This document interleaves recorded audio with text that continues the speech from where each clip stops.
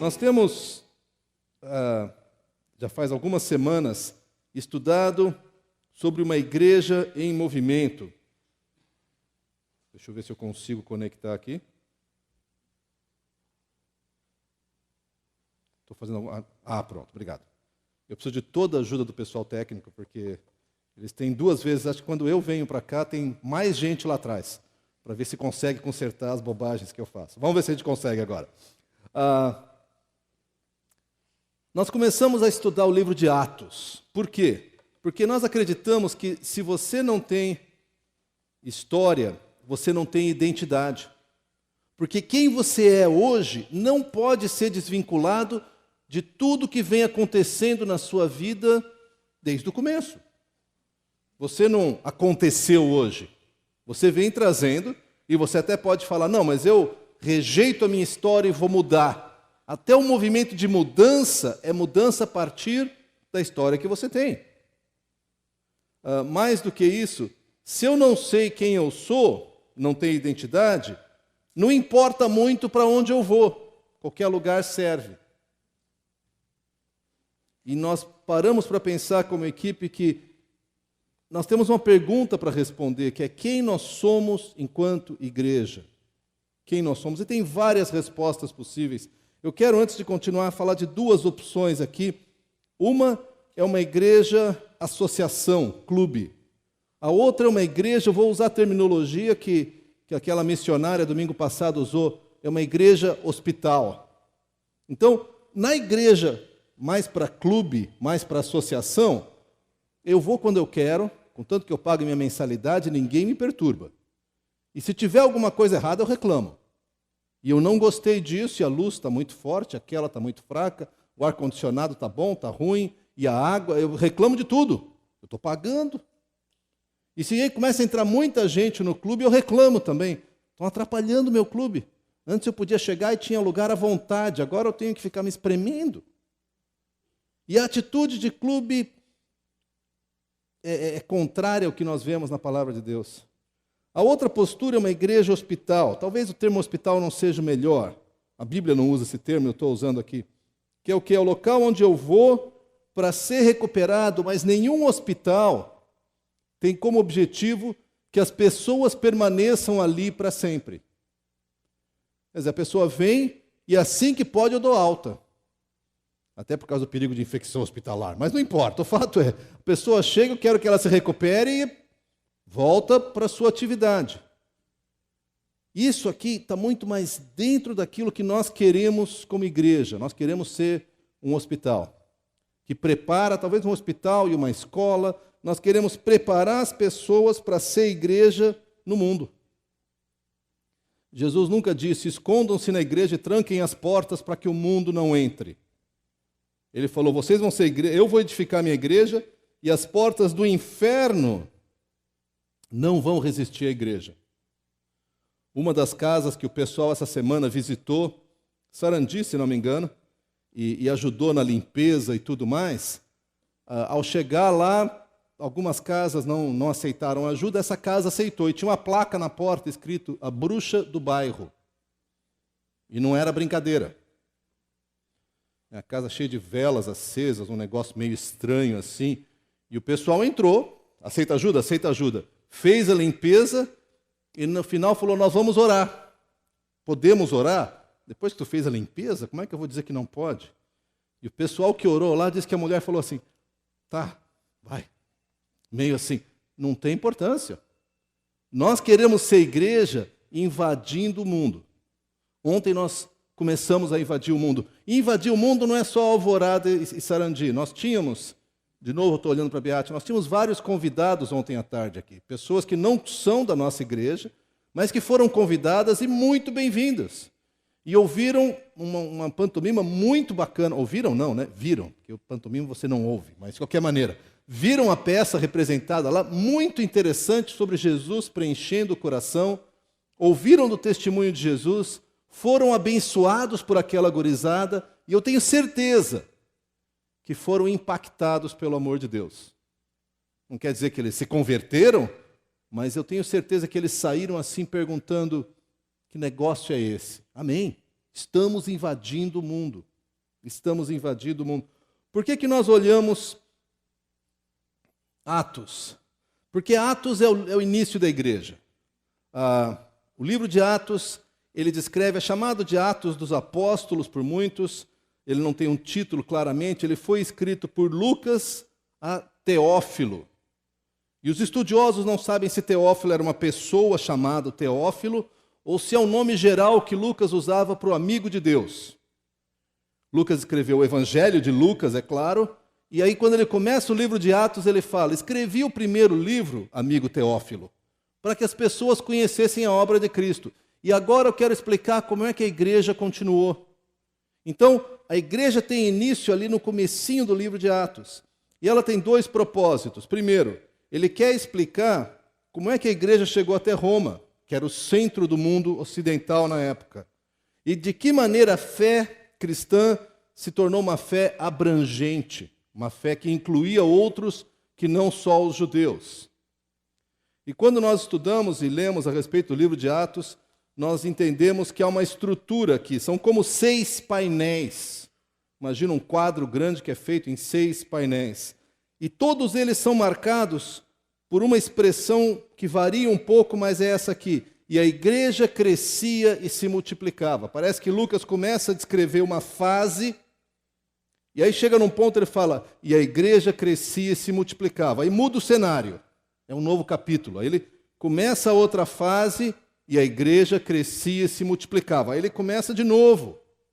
Então nós já passamos por 2 deles, eu fiz o primeiro, que foi a formação, a igreja em Jerusalém, até Atos 6, capítulo 6, verso 7. O Roger nos conduziu na preparação, Judéia e Samaria. Olhou 3 homens que Deus usou para que a igreja saísse de Jerusalém e chegasse até Judéia e Samaria. Hoje eu quero olhar com vocês a expansão até os gentios. A maioria de nós somos gentios, não temos ancestrais judeus. E naquela época, no comecinho da igreja, a igreja era só para os judeus. Não havia esperança, não havia salvação para nós.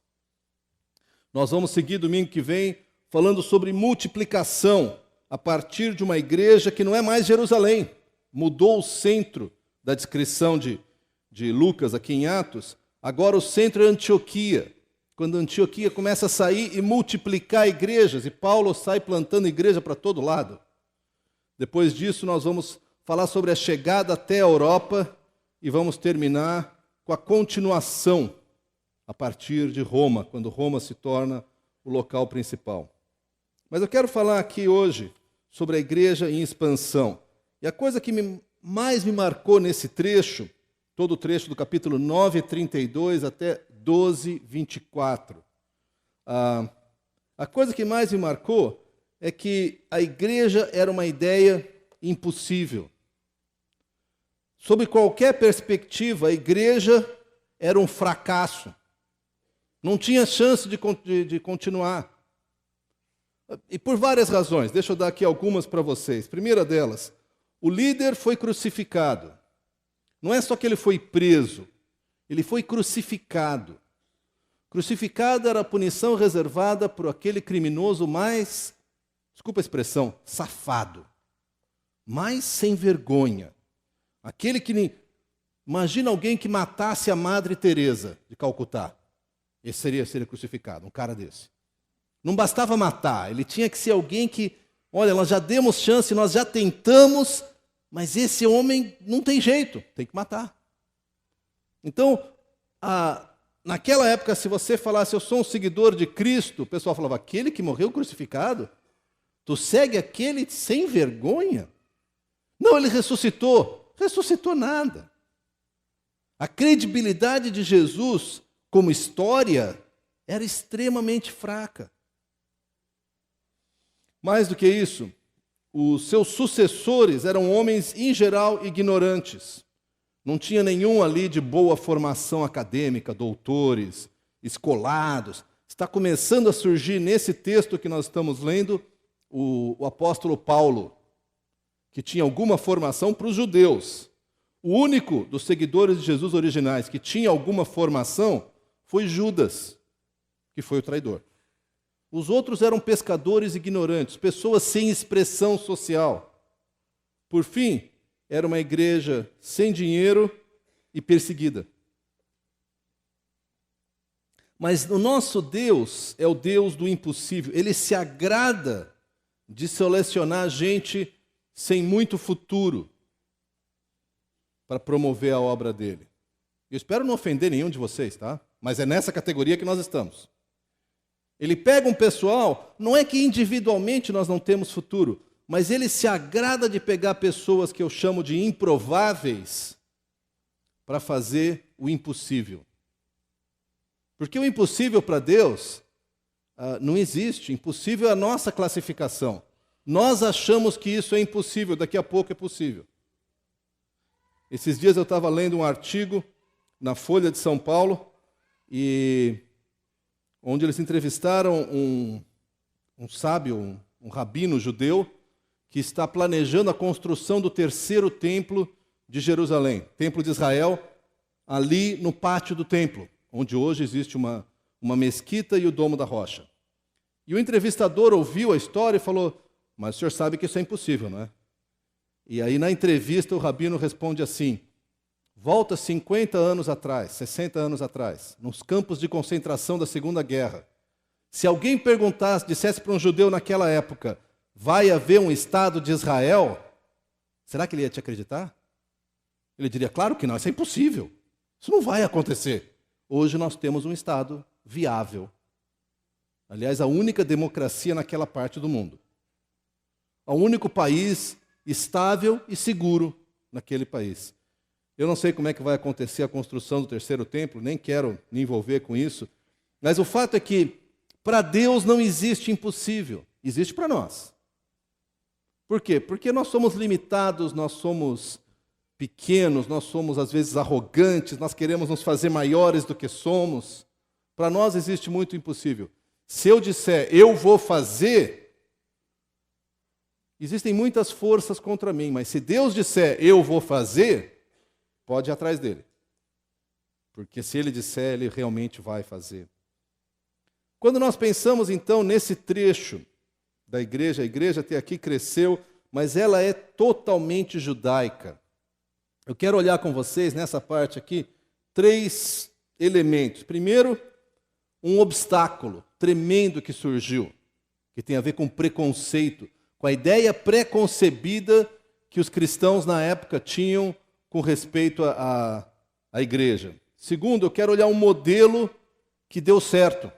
E terceiro, eu quero olhar um personagem que é o personagem central, que é o apóstolo Pedro. Pedro, nesse trecho de Atos, Pedro está saindo de cena e Paulo começa a aparecer. Paulo se converteu no último painel. Nesse painel aqui, Pedro ainda tem uma grande influência, que eu vou explicar qual foi, e depois ele começa a sair de cena. Vamos olhar primeiro esse preconceito. O que é que era o obstáculo? Eu gostaria que você pensasse nesse momento, qual que é o meu obstáculo para proclamar o nome de Deus? Porque era o obstáculo que existia na época.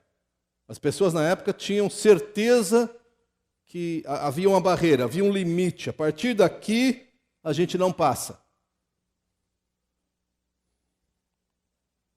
Abra comigo no livro de Atos, capítulo 10. Nós vamos olhar várias passagens aqui. Deixa eu lhe apresentar apenas o personagem, além do apóstolo Pedro, que aparece, que é Cornélio. Cornélio era um centurião, encarregado de uma centúria, que o pessoal fala tinha 100 homens. Eram mais ou menos 200. Que tinham os 100, aí tinha o pessoal de ajuda, infantaria e coisas assim. Mas era um oficial do exército romano, o exército invasor. Eles, como todo bom romano, certamente ele era idólatra e tinha uma série de símbolos religiosos que ele idolatrava, aos quais ele orava. Era muito comum naquela época para um romano orar aos seus antepassados também. Esse era Cornélio. Ao mesmo tempo, diz aqui no capítulo 10, 2, assim, ele e toda a sua família eram piedosos e tementes a Deus.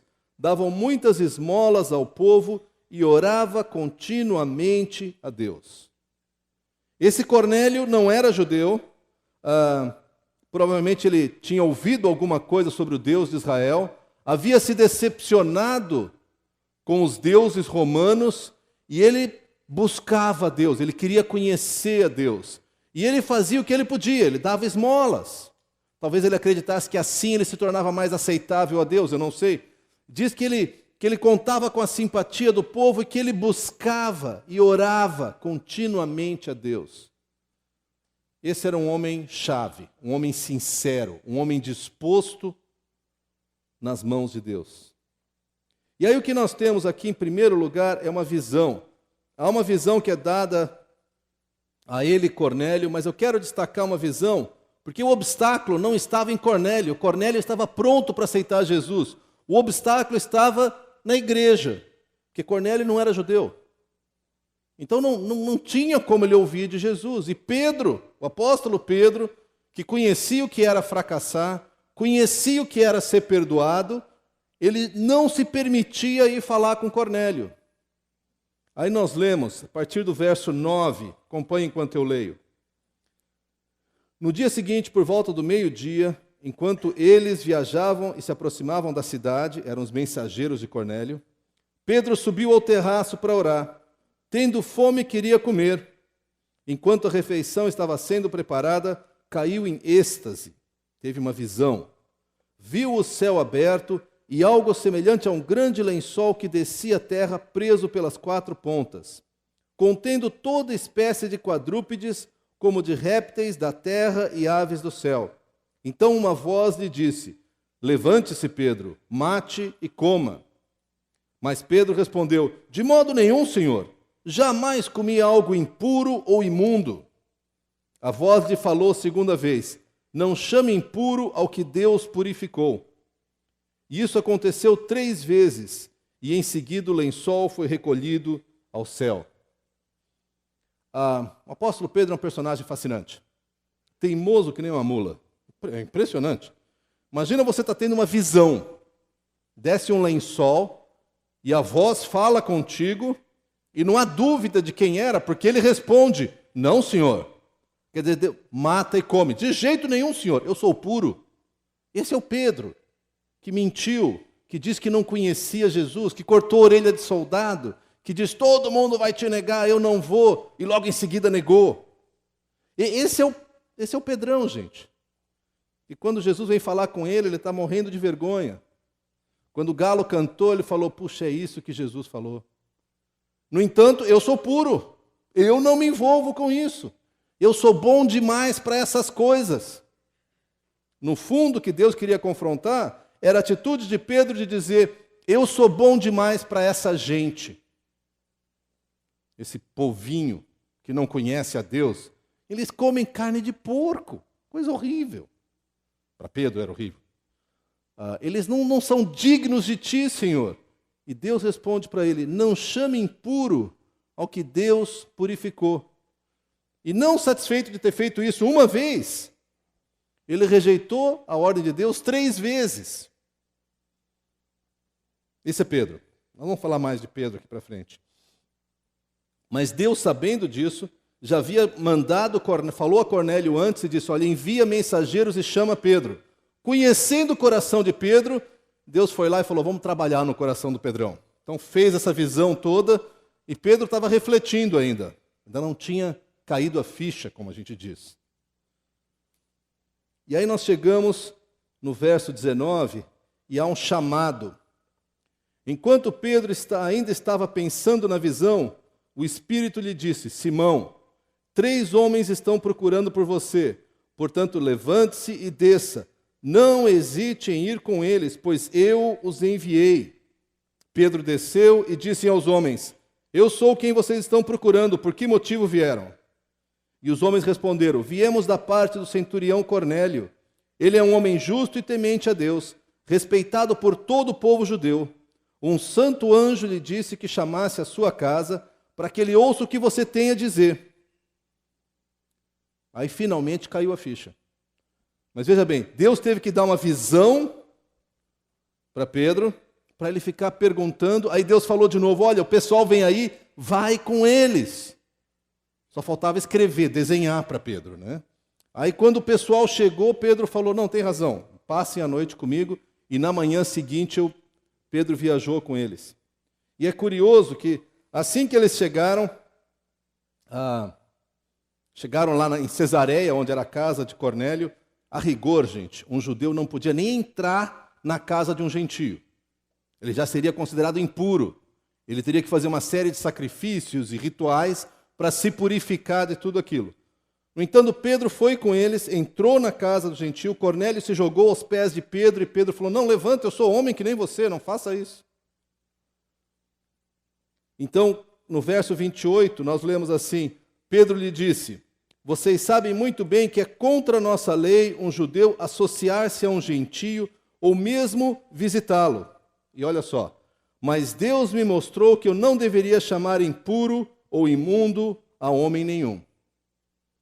Houve quase que uma segunda conversão de Pedro entre o verso 16, final da visão, e o verso 29.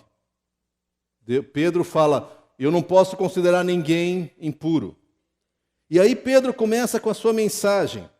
Nós não vamos ler toda a mensagem, mas a mensagem dele é transformadora. Olha só, verso 34. Então Pedro começou a falar, agora percebo verdadeiramente que Deus não trata as pessoas com parcialidade, mas de todas as nações aceita todo aquele que o teme e faz o que é justo. E ele começa a explicar que Jesus veio e que ninguém é justificado pelas suas próprias obras e que não existe ninguém que é justo por si mesmo, mas pela morte de Jesus na cruz, todos nós temos acesso a Deus.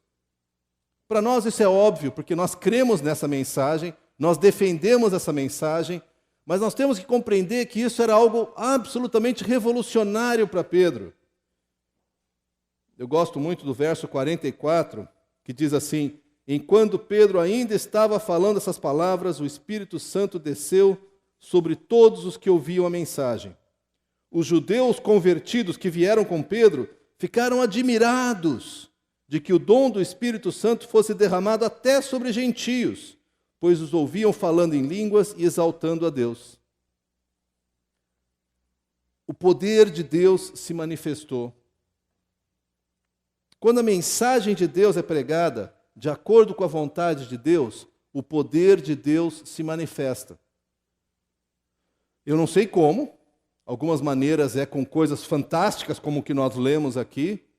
Na minha experiência, com frequência, ela vai incluir quebrantamento, choro, transformação de vida. E existe o poder do Espírito Santo que é derramado sobre aquela pessoa, porque se o Espírito Santo não toca aquele coração, a pessoa não se converte, não existe como, não existe argumentação que faça alguém se converter. Para nós, como eu disse, é algo mais ou menos comum, mas eu quero que vocês entendam que esse ponto aqui foi revolucionário para a igreja, porque a igreja era só para judeus. E eu fico me perguntando, quais que são os nossos obstáculos? Quais que são os nossos obstáculos? Quem que se sente atraído por uma igreja como a nossa?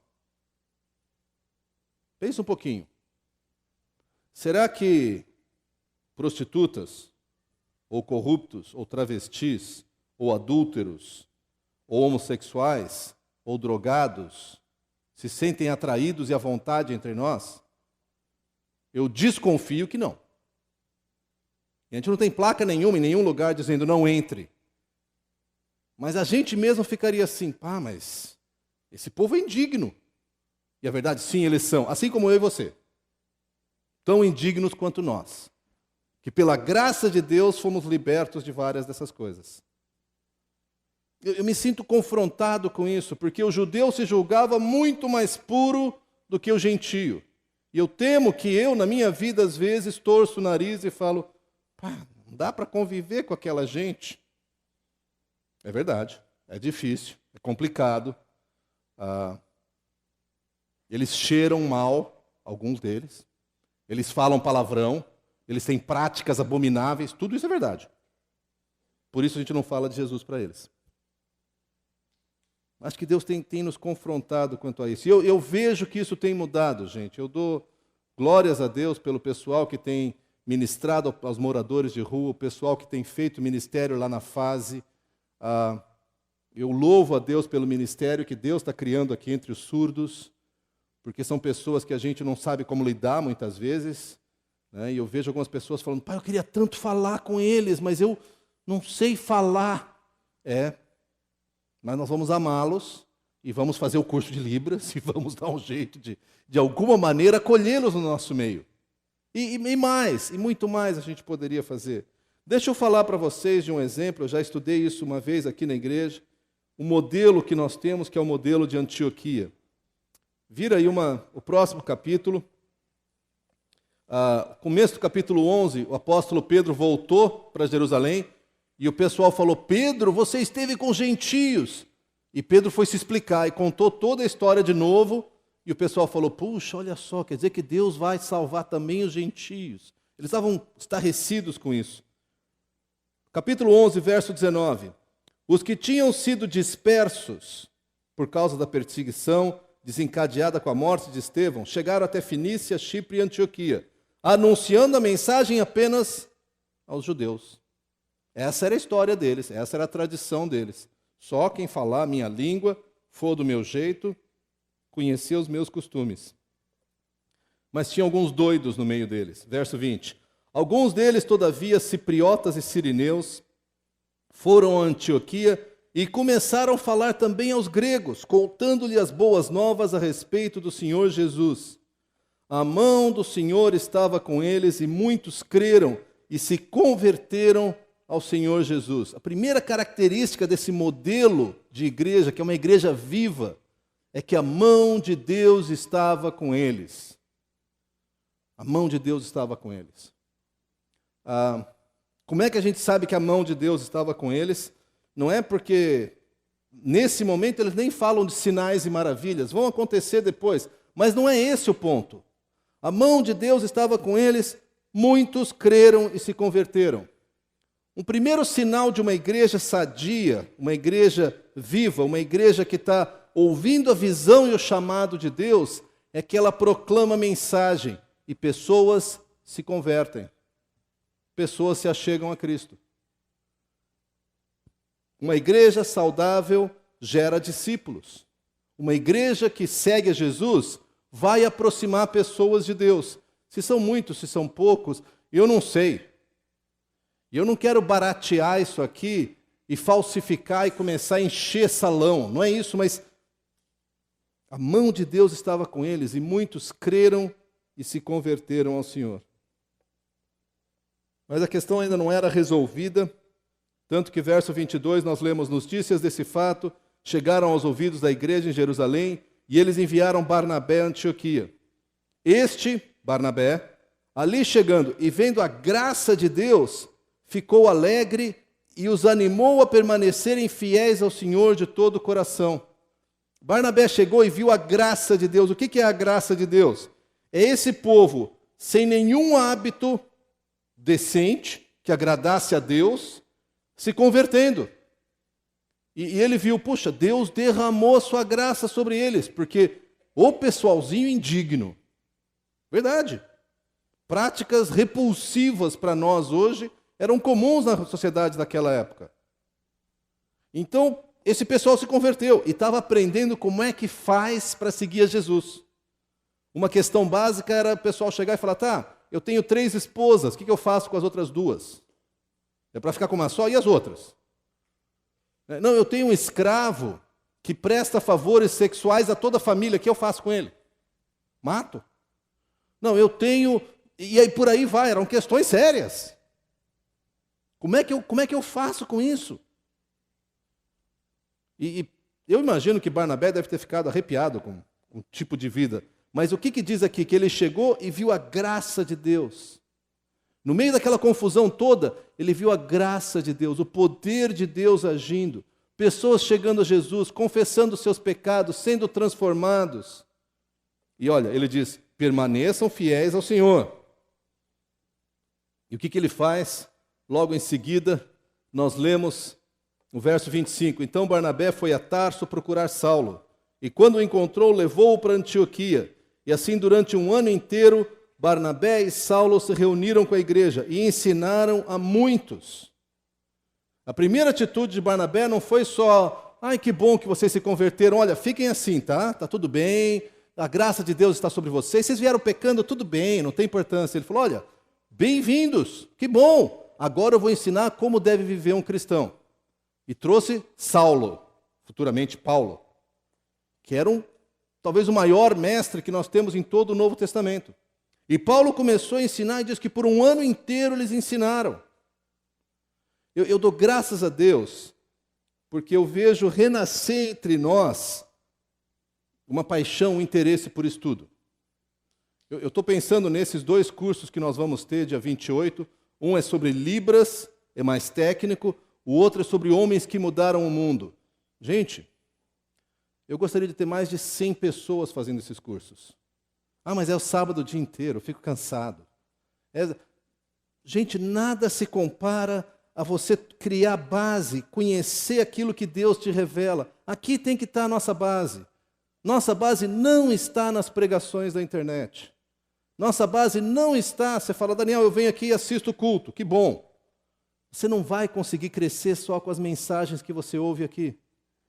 Porque você tem que ir muito mais profundamente. Vamos começar amanhã à noite aquele curso que eu falei de convicções cristãs.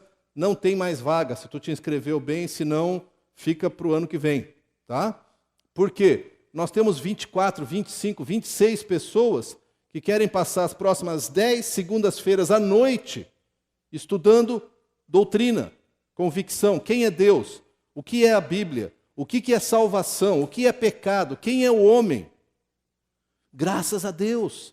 Isso para mim mostra algo diferente, porque eu vou dizer com bastante clareza, como conde, houve um tempo em que ensino era o eixo central dessa igreja, e Deus abençoou. Por alguns anos isso foi perdendo o espaço, nós ficamos muito ocupados, e o ensino foi diminuindo de influência. E nós corremos o risco de gerar uma geração raquítica, com inanição espiritual. Deus nos livre disso. Graças a Deus eu vejo gente procurando conhecer, e essa é uma tradição dessa igreja, eu fico muito feliz e me identifico muito com isso, porque o próximo passo que a gente identifica no O que eu fiz aqui? Pronto, está aqui, obrigado. O próximo passo que a gente percebe no verso 29 é que os discípulos, cada um segundo as suas possibilidades, decidiram providenciar ajuda aos irmãos que viviam na Judéia. O que houve é que um profeta disse para eles, vai vir uma grande fome na Judéia. Aí esses gentios, que não tinham sido aceitos pelos judeus a princípio, que não conheciam a igreja de Jerusalém, ouviram falar que ia ter fome lá. E eles, repara bem, os discípulos, cada um segundo as suas possibilidades, decidiram providenciar ajuda para os irmãos que viviam na Judéia. Alguém já disse que a última parte do crente a se converter é a carteira. Que parece que alguns que na hora que vão se batizar, eles seguram a carteira fora assim, para não molhar e não consagrar. Eu acho que é uma luta para todos nós. Todos nós sempre temos o que fazer com o pouquinho mais que sobra, quando sobra, em geral falta. E se entra um dinheirinho a mais, pai, eu tenho onde aplicar, estava esperando esse dinheirinho. Eu também sou assim. No entanto, nos últimos meses, como já foi falado, como igreja, nós não temos atingido o nosso alvo de ofertas. Deixa eu dizer 2 coisas bem pontuais aqui. Primeiro,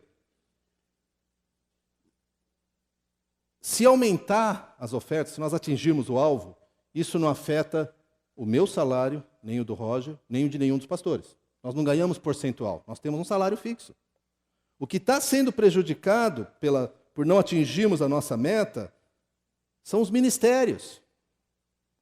É a área de missões. Nós queríamos assumir mais um missionário. Eu não posso assumir isso hoje. Nós queríamos poder fazer muito mais. Nós temos um projeto aqui de começar na área de ter uma ação social, no sentido de alcançar crianças, fazer um turno inverso, várias ideias que estão na nossa cabeça. Hoje, eu falo com a diretoria e a diretoria corretamente diz, Daniel, Nós estamos segurando ao máximo. Agora, eu acho que o Roger falou muito bem, isso é um desafio para aqueles que são comprometidos com essa comunidade. Se tu é visitante, você está ouvindo por acaso, desculpa, mas não é para ti. Mas aqueles de nós que somos comprometidos com essa comunidade, precisamos ser transformados como a igreja de Antioquia foi. Que voluntariamente, segundo as suas posses, falou, eu vou me sacrificar e eu vou investir. Mas eu queria avançar e concluir com o personagem que se despede de nós aqui em Atos, praticamente, ele aparece depois, mas muito menos, que é Pedro. Nós vemos Pedro, aqui no capítulo 12, que é o último capítulo dessa fase, ele foi preso, ele foi libertado da prisão. E uma boa descrição para Pedro é assim, Pedro é impulsivo. Opa, apertei demais. Isso. Pedro é impulsivo. Ele é aquele que cortou orelha. Ele é aquele que falou, olha, todo mundo vai te negar. Eu não vou. Eu vou contigo até a morte. Aí quando uma criada falou, mas tu és seguidor de Jesus, ele blasfemou. Sai daqui e completou o resto. Como um homem simples e do povo, ele devia ter uma longa coleção de palavrões que ele deve ter falado. É isso que a Bíblia diz. Esse é Pedro. Pedro, ele era, nesse sentido, ele foi covarde. Eu não sei se nós seríamos muito mais corajosos que ele, mas o fato é, ele foi covarde. Ele se enganou. Ele é aquele, quando Jesus falou, olha, eu vou para Jerusalém e vou morrer na cruz, Pedro chegou e falou, Jesus, fala isso não, bobagem, Jesus, não vai nada. A ponto de Jesus falar, vai embora, Satanás. Sai daqui, Satanás. Pedro estava enganado pelo diabo. Mas olha o número 4 ali. Útil. Peça-chave no reino de Deus. O que é que fez de Pedro alguém que podia ser usado por Deus? Não foi a sua profunda inteligência, ou a sua coragem, ou a sua estratégia, ou o seu marketing pessoal, ou as suas convicções. Ele se dispôs. Vamos olhar mais uma passagem aqui no Evangelho de João. João, capítulo 21. Eu quero olhar com vocês versos de 15 a 17. Jesus morreu, ressuscitou. Os discípulos estavam pescando, Jesus apareceu e falou, olha, não pegaram nada a noite inteira, pesca ali. Eles pescaram e quase romperam as redes. Aí Pedro diz, é Jesus. E ele veste a roupa, pula no mar e chega na praia. E chega lá, Jesus está fazendo um peixinho assado para eles. Eu penso no Romeu, como é que será que era esse peixinho, Romeu? Depois tu me descreve como é que ele podia ser. Mas era um peixinho assado para eles. Aí chega no verso 15, Evangelho de João 21, capítulo 21, verso 15. Depois de comerem, Jesus perguntou a Simão Pedro, Simão, filho de João, tu me ama mais do que esses? Porque foi isso que ele falou, né? Amo mais que todo mundo. Simão, tu me ama mais do que esses? Disse ele, sim, Senhor, tu sabes que eu te amo. Então cuida dos meus cordeiros. Novamente Jesus disse, Simão, filho de João, você me ama? Ele respondeu, sim, Senhor, tu sabes que eu te amo. Pastoreia minhas ovelhas. Pela terceira vez ele disse, Simão, filho de João, você me ama? Pedro ficou magoado por Jesus e ter perguntado pela terceira vez, você me ama? E ele disse, Senhor, tu sabes todas as coisas. Aqui ele está rendido. Aqui ele se rendeu. O Senhor sabe tudo. O Senhor sabe que o meu amor é isso aí, ó. Não é mais do que isso. E na hora que ele falou isso, Jesus diz, cuida das minhas ovelhas. Jesus não está enganado, Jesus não foi convencido que Pedro agora estava apaixonado por ele. Jesus conhecia o coração, e eu vou dizer mais, Jesus conhece o teu coração e o meu. Jesus sabe o quanto que nós amamos Jesus e o quanto que nós ficamos hesitando. Jesus sabe o quão consagrados nós somos e o quanto que a gente é reticente. Jesus sabe o quanto que nós temos ousadia para falar dele e o quanto que a gente disfarça. O quanto que a gente fala para as pessoas que são semelhantes e o quanto que a gente evita o diferente. Jesus sabe. E ainda assim ele fala, cuida das minhas ovelhas. O desafio não muda. O desafio não muda. Nós vamos ver um pouco mais sobre Pedro no domingo que vem. Capítulo 15 de Atos é quando tem o que é chamado Concílio de Jerusalém, que a igreja definitivamente acolhe os gentios que são convertidos. E Pedro é pessoa-chave. Pedro é aquele que se levantou no dia de Pentecostes e pregou para uma multidão. Pedro é aquele que teve coragem, com toda a visão, aquilo mais, para ir pregar na casa de Cornélio. Pedro é aquele que foi preso e de repente as cadeias saem e ele é liberto. Eu quero concluir com um desafio para ti e para mim.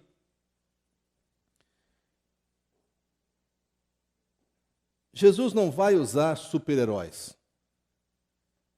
Talvez apareça um super-herói aqui, outro ali. Mas Jesus vai usar Pedros, como eu e você. Gente que às vezes tem aquele rompante de deixa que eu faço, meia hora depois está dizendo, ai, pá, chama outro, eu não, vai. Não, eu nem conheço Jesus.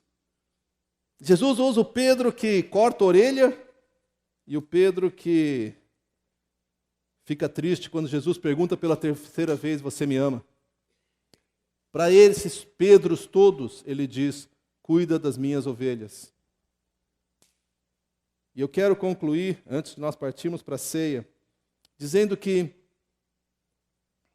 tem muita ovelha de Jesus em Porto Alegre que ainda não foi chamada.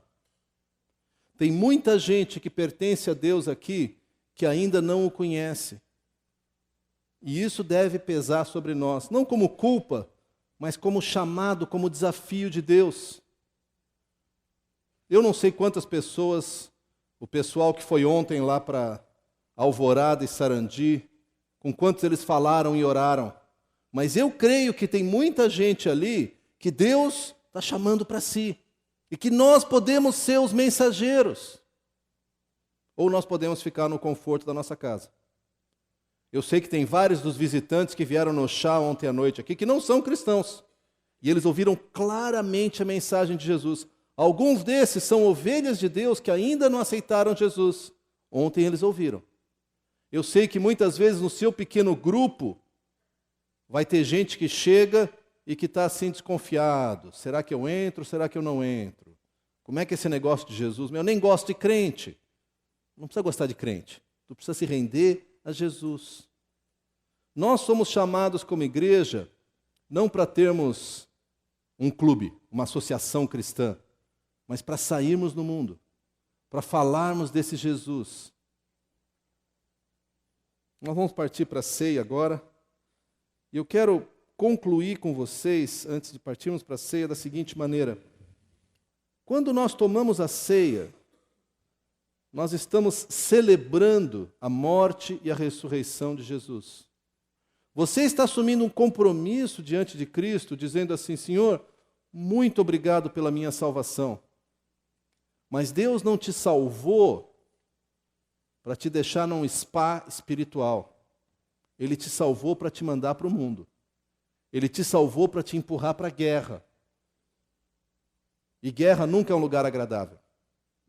Mas é ali que nós somos chamados. E eu repito, e aqueles de vocês que têm experimentado certamente podem concordar comigo, não existe nada mais fantástico, nada mais prazeroso, nada mais sobrenatural do que experimentar a vida de Deus nos usando. Já experimentou isso?